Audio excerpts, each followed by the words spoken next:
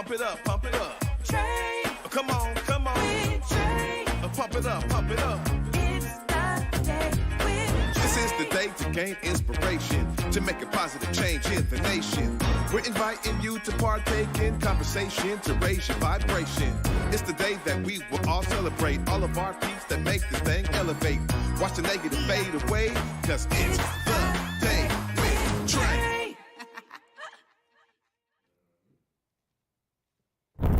Welcome to the Day with Trae. I'm your host, Trae Holiday. I get the opportunity to welcome you to start your week off with us with a magnificent Monday. Really excited to have y'all joining me. And I'm really stoked because I got a dynamic duo in the building today. We got a husband and wife team that's making waves. And I am excited because I get to talk to NaKessa Frazier-Jennings and also George Jennings. And I'm excited because both of them are going to be sharing not only how NaKessa is a writer and has a journal that can guide you through certain things in your life. And also George is an artist who's going to be talking about his upcoming exhibit at Arte Noir. So really excited to have both of them here today. But of course, I'm also excited to have you joining us. You know, this is the time where you get to join us for real and tag this show right here. Share it, tag it, however you're watching it, so others can benefit from the daily dose of dopeness we work to give you here on The Day with Trae. And if you can't watch our TV show, we still have you covered, y'all, because in this modern world of technology, we also have you covered because you can listen to us anywhere you find your favorite podcast. Just search Converge Media Network and The Day with Trae. You'll find us on your favorite platform. Well, up next, we got NaKessa Frazier-Jennings in the building. Hi, NaKessa. Hi, Trae. How are you? I'm doing well. How are you? Good. It's so great to have you here. Thank you. It's great to be here. Well, you know, when you talk about like, oh man, we being in community together. And it's always great to be able to have somebody on the show who I've been tapping in with in other places. Yeah. So I'm glad that we've been able to, you know, rub shoulders in other areas of community. But I had no idea that you had a journal out and that you're a writer. So let's talk a bit about the beginnings and what got you to become a writer, what got you into the path. Oh, wow. That's an interesting question. I feel like I've always been a writer from the time that I did creative writing, in school and like the K through 12 system. And then I used to keep like a diary, when I was growing up. And then I just kind of had things to say, and I learned about op-eds and being able to write for local media. And so I think in 2017 was the first one that I wrote, and it got published in the South Seattle Emerald. And then in 2020, in response to how I felt about George Floyd being killed and about what it is like to live as a Black person just in this country, I wrote an op-ed in June of 2020. It was published in the South Seattle Emerald and then republished in the Real Change newspaper. And then I've just kind of written a lot more since then. And as of last year, I joined the African American Writers Alliance, and that has really expanded my writing practice as well.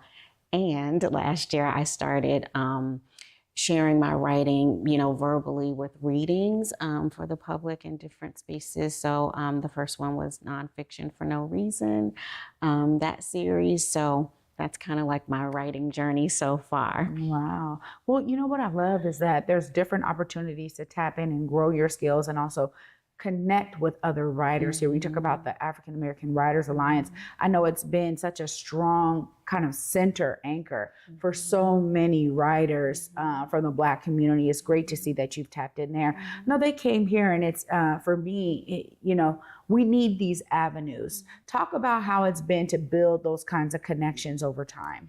Yeah, actually, I met Dr. Georgia McDade, I want to say in 2012, when my husband George was the featured artist in a group exhibition. So she and a couple other members, I think we met Lola Peters at that time as well, of the African American Writers Alliance. They wrote poetry in response to what, you know, they felt from looking at his artwork. And that was kind of my first time, you know, meeting them. And then last year at Walk the Block that Wanawari hosts every year, I saw Dr. McDade at Arte Noir, and I waited till she was done with her transaction, and I just, you know, wanted to speak to her, give her a hug and all that. And she's like, I need you to come and be the guest reader for our Writers Read next month. And I was like, oh, I don't know if I have anything, but I'll get something together. So, you know, I'm always seeing different people like Dr. McDade, like you mentioned. We've been in multiple spaces together, and we just kind of like, you know, see each other. We invite each other to, you know, go along on journeys with the different things that we're doing. And I just think that there's nothing better than investing in those relationships, nurturing those relationships, and working together to continue just our journey, especially as Black people. Yeah, I mean, and that brings me to the center of your writings, which is really focused on Black women experience. Tell us a bit more. Obviously, as a Black woman, you have a personal connection to that, but tell us why you really felt that you needed to hone in on that experience in your writing. Because I think that we don't hear enough about what that experience is like. I think that we do hear it here and there, and I think people like you and I who are tapped into maybe like following people who are vocal about that and, you know, seeking out information about that kind, you know, that topic, it can feel like it's accessible, but I feel like our voices are very much not centered, celebrated, and put on lots of different platforms. If you're not kind of already tapped in and connected, it is not like something that you can just flip on your TV or, you know, a mainstream whatever and hear it a lot. You really have to seek it out. And so I really wanted to make sure that before I left this earth, I shared about that in a very, very authentic way. Because another thing that I think happens a lot is I will see Black women's experiences highlighted, but it is always, not always, but often from a very like positive, all the positive things, right? And I do have a lot of positive things in my life. I actually feel like I've built a life that I love, but that does not come without struggles. It doesn't come without racism every day and so many other things that I think are not known or that are not talked about. I also feel that when I was growing up, I just turned 50 this year. And so I grew up in the 70s, 80s, 90s, and it was very much, I received the message of kind of, this is our business, like we don't talk about these things publicly.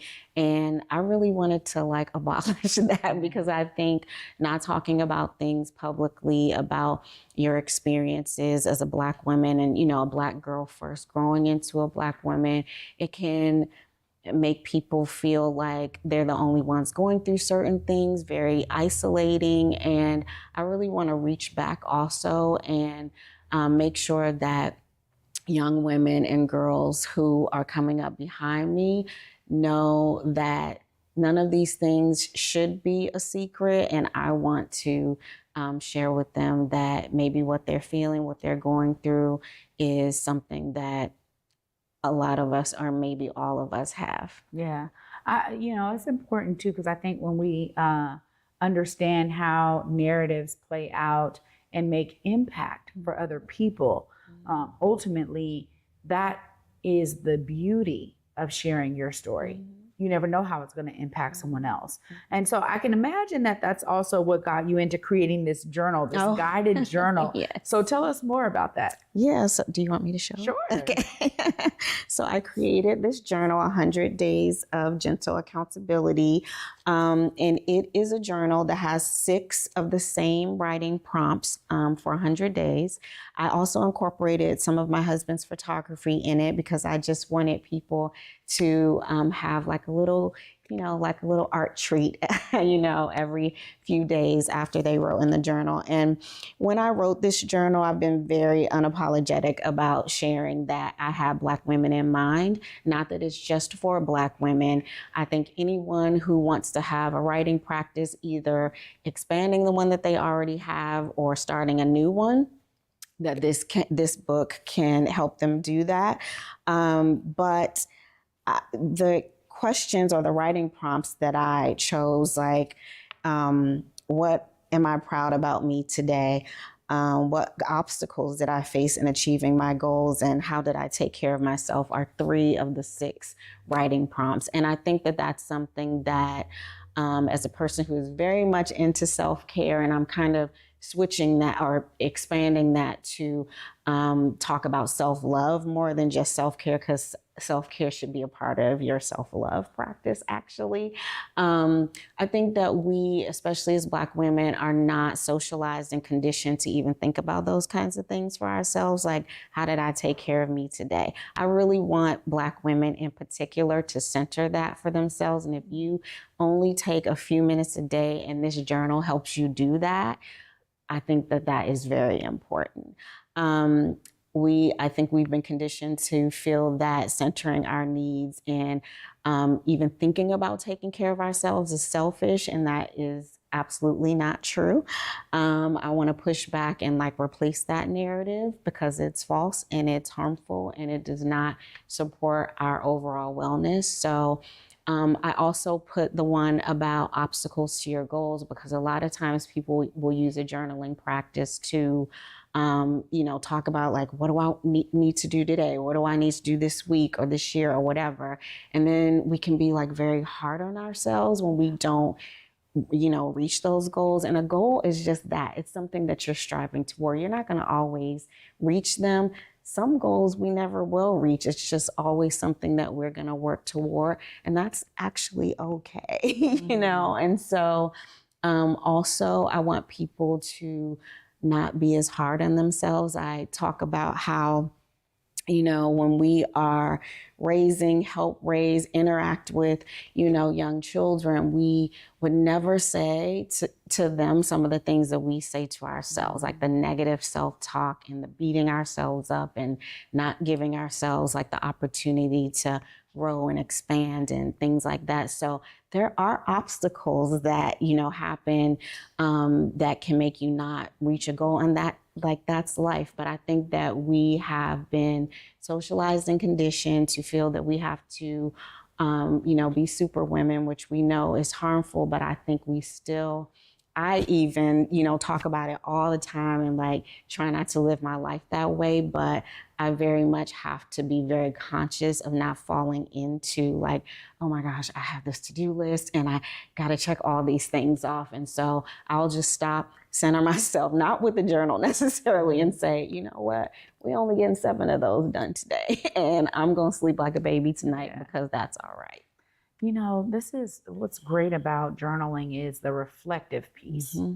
You look at, a month, 3 months, 6 months, you look back and you go, wow, the growth of me over time, because I'm being intentional about this time. So I'm gonna tell you, you brought that journal, I hope for me, because I definitely could use it. But great work there. And your husband's not only your husband, he's also a client. Yes. Tell us about how y'all work together in business. Yeah, so we are both from Washington, D.C. We got married and moved out to Seattle in 1997. And we came out here for the purpose of figuring out how we were going to expand his art career and really extend the art legacy of his family. He'll talk about it a little bit more, but he is a 3rd-generation visual artist, and his first art teacher was his grandfather, a Black artist in Washington, D.C. So we wanted to figure out how to not take the traditional route and do it independently. Initially, we were going to take the traditional route, but we did find a lot of racism in like the museum and gallery spaces, unfortunately. So we decided we just take matters into our own hands and we would figure this out. I didn't know what being an art manager was. I just knew I knew my husband was very talented, and I felt that the world needed to see his work because he paints portraits, and he primarily paints portraits of, it was women and children of color multiculturally initially, and now he's really honed in on just focusing on Black women and Black girls. So so I just figured out like step by step, like how do I get him into a gallery? How do we get into contests? And we just built it over time. We also expanded it beyond just original paintings and diversified with greeting cards and prints and tote bags so that everyone pretty much at all, price range, they would have a price range that might work for them, or even a type of art that would work for them, because everyone's not going to want a painting in their home or have room for it. So it's not even just about finances. Sometimes it's just, taste. Mm-hmm. So the tote bags have been very popular. The greeting cards have been very popular. And we, after, he was doing like the art exhibits, like group exhibits and contests and things, in 2018, I said, you have enough of a catalog now. I'm going to try to just produce like an art gift show for you on my own. And so I found a space and I reserved that space and I did all the things necessary, invited all the folks, and they came. It was like an after 5 event. It was really, really successful. And I repeated that in 2019 at Langston, down, in the downstairs portion of that space. And we were going to have his current exhibit that's at Arte Noir happen in 2022, but then COVID happened. And so he kind of like took a pause. We didn't know if the exhibit was going to even still be able to happen. It was not originally going to be at Arte Noir, but once kind of COVID got a little bit under control, we decided to submit a proposal to move it over to Arte Noir, and now that is where it is, and I'm the creative director of that show. I found all the models, which means I begged all my friends and family to be models, and I'm one of the models, and we just kind of repeated what we've been doing. We have all the different merchandise in addition to the paintings, and the show is called The Women, the Paper, and the Light. And like I said, it centers Black women and Black girls out. Those are the only subjects of this particular collection. And we also are honoring his grandfather in this exhibit as well. NaKessa, well, thank you so much. Now you got me geared up to talk to George after the break. Thank you so much for your work. Of course, if people are trying to get that journal, purchase it, and connect with you in your writing, let them know how they do so right there. Okay, so I actually have 3 versions. I have a Pride version, the original version, and an image-free version that's a little less expensive. They can go to my website, NaKessaMarie.com, and I am also at NaKessa Marie on Instagram. Oh, wow. Thank you so much, NaKessa. Thank you. Great having you here. Wow, y'all. What a great start to this Monday. Up next, we're going to be talking to the George Jennings. We're going to be hearing all about his art story and, of course, this upcoming art show. You don't want to miss this. Stay tuned. You're watching The Day with Trae.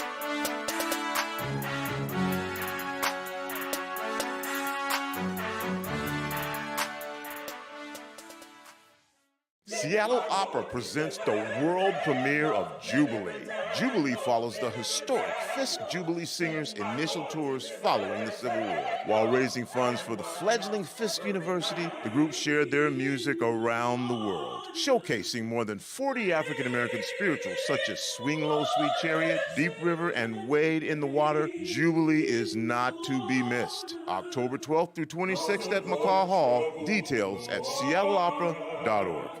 Hey, what's up, everyone? It's Trae Holiday. We're teaming up with Public Health Seattle and King County to remind you that back to school time means making sure your kids are up to date on their vaccinations. Public Health Seattle and King County is offering free back to school vaccine clinics for kids ages 0 to 18 all fall. You heard that right, free. No matter what your insurance situation is, they got you covered. Getting your kids vaccinated is the best way to protect them from serious diseases like measles, mumps, and whooping cough, and it's required for them to attend school or childcare. So call your health clinic pediatrician or doctor today to make sure your kids have all their required vaccinations. You can also visit kingcounty.gov/find a clinic to find a clinic near you. Let's work together to keep our kids healthy and in school. Peace. Welcome back, everybody, to the Day with Trae. I'm your host, Trae Holiday. Joining me right now is George. Hi, George. Hi, how are you? I'm good. You doing all right? Yes, thank you for having me. Yeah, well, it was great to hear your wife give some history there. Mhm. I mean, third generation artist. Tell us a bit about what it was like for you growing up with art all around you. Right. I grew up in Washington, D.C., and as you mentioned, surrounded by art. My family are full of artists, led by my grandfather. So everyone's house had artwork in it, and it was just a beautiful place to grow up in. Right. You know, I can only imagine as a young person, were you thinking like, this is the pathway I'm going to go? Or how did that happen for you? When did you know, like, I'm going to follow in these footsteps? Not really, because it was just, the thing around the house. It was just expected. We thought this is how everyone, lived. But later on, when I got near high school, I went to Duke Ellington School of Arts. I followed my sister there. And after graduation, I thought I would, work fast food restaurant, put myself through art school that way. But my mother's youngest brother said, let me take you for a ride. And, he explained the realities of life. So I ended up joining the Air Force. I thought pretty much my art career would be over by then. But shortly after joining the Air Force, just a week or two in the basic training, my TI training instructor said, is there anyone here who could paint? And, I'm thinking, they mean painting a room or something? They're looking for someone to do murals. So for a lot of the time during basic training, I did murals in the Air Force. And after tech school, my first base was Aviano, Italy. They found out I was an artist, and I did a lot of murals there also. And again, in California at my third base. Whoa. So what a beautiful, who would have known? Like, that's such a unique opportunity right. to be able to step into this role in the Air Force. Never would have thought of that. Yeah. So you were able to do your service, but also really hone in on your passion. Exactly. Wow. Okay, so then after you're done with your service, clearly now you have all of this experience as really a professional artist, doing murals, doing all these things. What started to really build up your foundation, right? I hear you're doing portraits. You got a lot around Black women and girls, and, starting from like kind of all cultures. But tell us what made you kind of hone in on portraits. So that took a while. So after the Air Force, I went back to Washington, D.C., and I worked for the Secret Service for almost 10 years. Didn't do much painting then. I still had cousins and things who would do their paintings, and I would assist them or join them in some of their ventures. But the only talk about art and seeing it as a creation was when I met my wife, who also worked for the Secret Service. And that's one of the reasons how we got out here. We transferred out here through the Secret Service. We wanted to, we came out here for a house hunting trip, or really just a test to see how we would like it. And we came out during the summertime, and we got fooled because, the the weather was beautiful. The temperature was a lot cooler than in Washington, D.C. And so we said this would be the place. So we moved out here. And for the first few years, I did paintings on my grandfather's drafting table in our living room.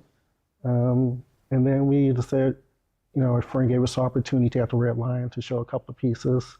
Back in that day, you know, we had no idea what we were really doing. So we put out our own flyers to promote that. And a gallery on First Avenue, we said, I'll give you a chance. Wrote my portfolio, showed my artwork. He gave me 3 showings there. And then we just started doing art exhibitions all over Edmonds Art Festival. I painted panels for piano. I painted pianos for pianos in the park. A few years, I created the MLK Day poster a few years ago. And we've been doing shows all up and down the Sound since then. Wow. And as my wife mentioned, she's curated a couple of shows ourselves, and now we're at Gallery Arte Noir. Yeah. Doing a 5-month show there. Well, tell us more about what folks can expect from this exhibit you have there at Arte Noir. So a few years ago, I made a decision to get away from traditional art, you know, the paints and the canvas, and move towards digital. So 90% of the show is done on the iPad here. Wow. It's all digital. And without the iPad, the show probably would not have happened. We still work full-time jobs. And we still have that long commute. So if I was locked into a studio, one location, I wouldn't be able to finish the 25 pieces for that show. So the show is created on aluminum.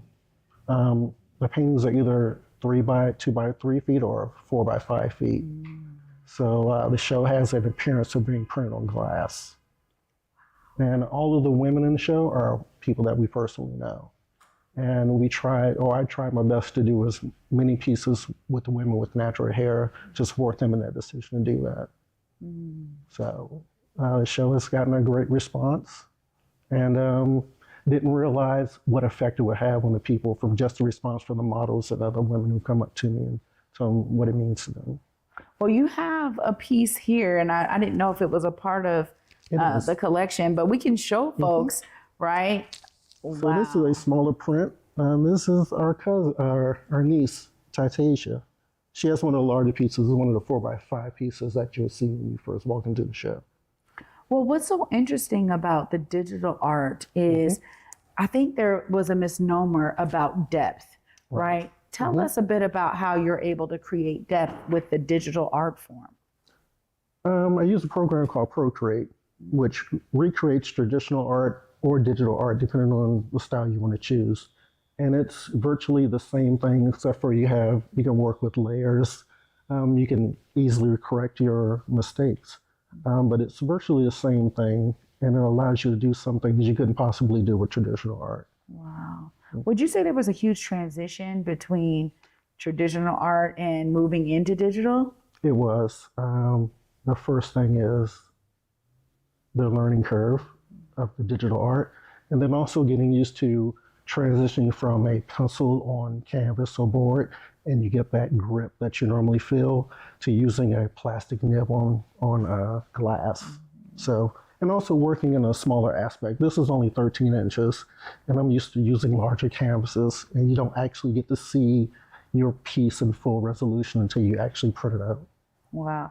Well, I just got to thank you for the work you're doing. You know, I always see art as such a way to tell the sign of the times.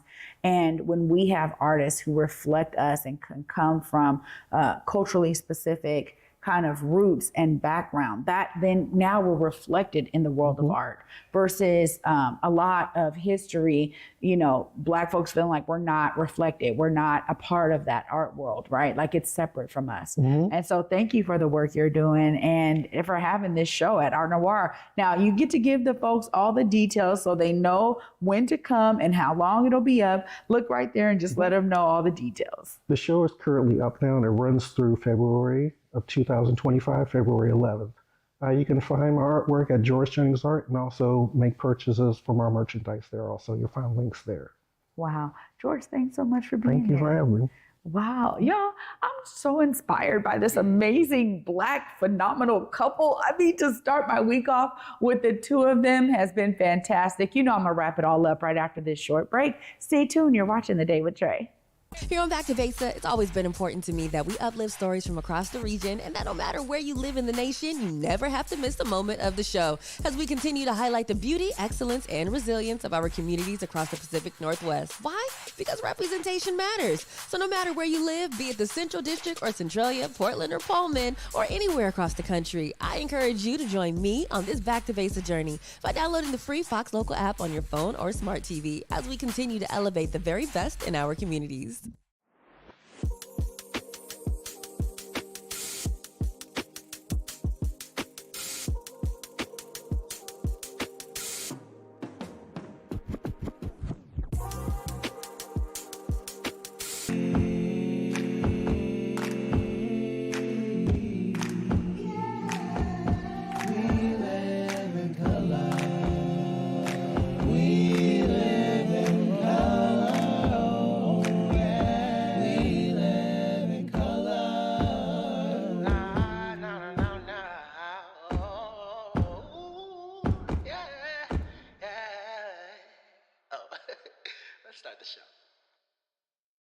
Disney and Cameron Mackintosh's Mary Poppins comes to life on stage at the Fifth Avenue Theatre, featuring Step in Time and Supercalifragilisticexpialidocious. Make it a jolly holiday at Mary Poppins. For tickets, visit fifthavenue.org. I learned about the ONU program through many different community organizations. The program, they're very good at making sure that you meet the right people.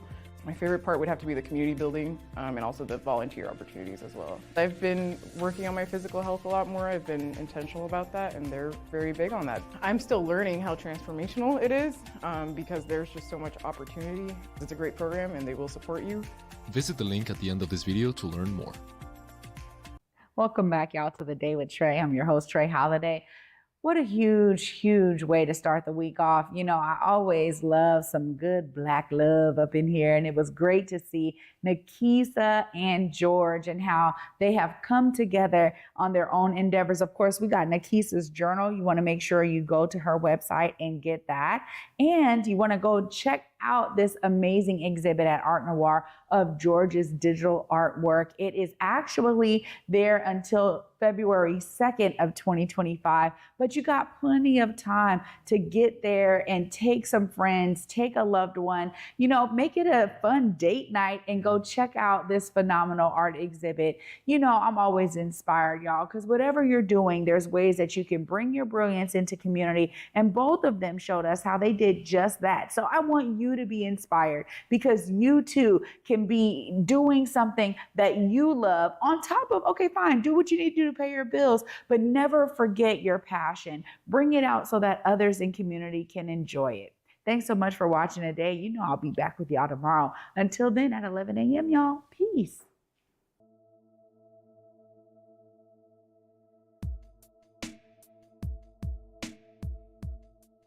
Converge Media produces culturally relevant content for Black and urban audiences. Our coverage is raw, transparent, and objective, praised by community leaders, government officials, and residents. Support Converge Media today via Venmo, Cash App, or PayPal at Converge Media.